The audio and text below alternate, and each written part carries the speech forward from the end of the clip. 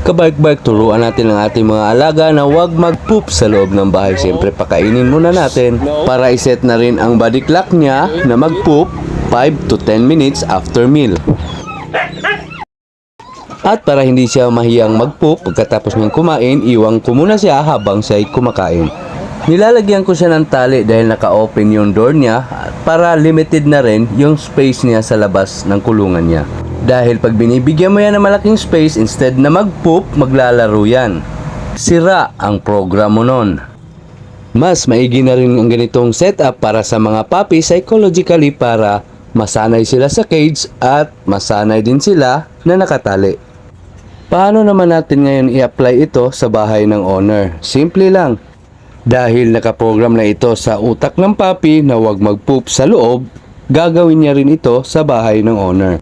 Basta't ang gagawin lang din ng owner sa part niya, itali niya ito sa labas every after meal.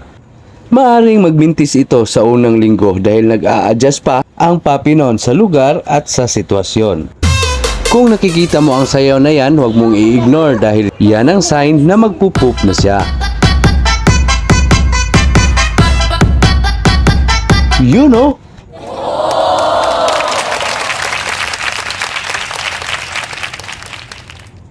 At syempre, pagkatapos niyang mag-poop, papasok na yan sa loob dahil kasama sa training na huwag itong kainin. Babalik lang yan para amuyin at i-check ang tae niya. At kung bakit naman niya kailangang i-check ang tae niya, mas maiging ang idol ko na ang magpapaliwanag. Ba nag-aamuyan sila, mahilig sila mag-aamuyan ng puwet. Tapos pag tumayong isa, aamuyin pa nung isang aso yung tae nung kabila.